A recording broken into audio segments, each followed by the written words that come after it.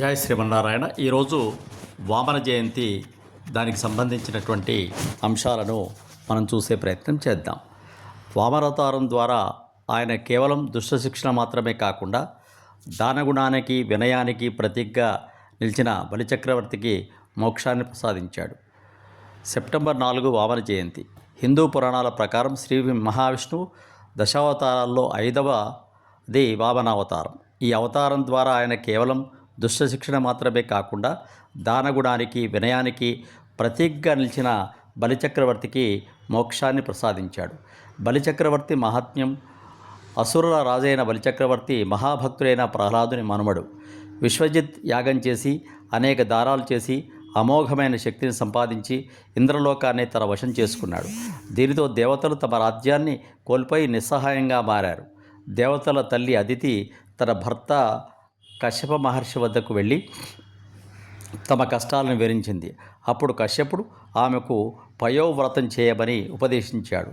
ఆ వ్రత ఫలితంగా భాద్రపద శుద్ధ ద్వాదశి నాడు మధ్యాహ్నం శ్రీ మహావిష్ణువు వామన పొట్టి బ్రాహ్మణుని రూపంలో ఆమె గర్భం నుంచి అవతరించాడు. వామనుని యాచక శుక్రాచార్యుని హెచ్చరిక, బలిచక్రవర్తి తన యాగశాలలో దానాలు చేస్తున్నప్పుడు వామనుడు అక్కడికి వచ్చాడు. చిన్ని బ్రాహ్మణుని రూపంలో ఉన్న వామనుని చూసి బలిచక్రవర్తి ఆయనకు స్వాగతం పలికి ఏం కావాలో కోరుకోమన్నాడు. అప్పుడు వామనుడు కేవలం 3 అడుగులు నేల మాత్రమే యాచించాడు.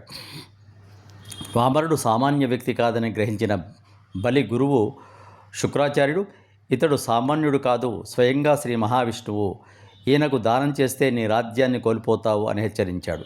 కానీ బలి మాట ఇచ్చి వెనక్కు తగ్గను, ప్రాణాలు పోయినా సరే ఇచ్చిన మాట నిలబెట్టుకుంటాను అని దృఢంగా చెప్పాడు. దానితో ఆగ్రహించిన శుక్రాచార్యుడు బలిని శపించి వెళ్ళిపోయాడు. దానం వామనుని విరాట్ రూపం. బలి వామనుడి పాదాలు కడిగి దానం ఇవ్వడానికి కలశం నుండి నీరు పోస్తుండగా శుక్రాచార్యుడు ఒక కీటకం రూపంలో కలశాన్ని రంధ్రాన్ని మూసివేస్తాడు. అప్పుడు వామనుడు దర్భతో ఆ రంధ్రాన్ని పొడవగా శుక్రాచార్యుడు ఒక కన్ను కోల్పోయాడు. దానం పూర్తయిన తర్వాత వామనుడు అకస్మాత్తుగా విరాట రూపం ధరించాడు. ఒక పాదంతో భూమిని, 2వ పాదంతో ఆకాశాన్ని కొలిచాడు. 3వ పాదం ఎక్కడ పెట్టాలని బలిని అడగగా బలి వినయంగా తన తలపై పెట్టమన్నాడు. వామనుడు 3వ పాదాన్ని బలి తలపై ఉంచి అతని అధఃపాతాళ లోకానికి నెట్టాడు. బలికి వరం.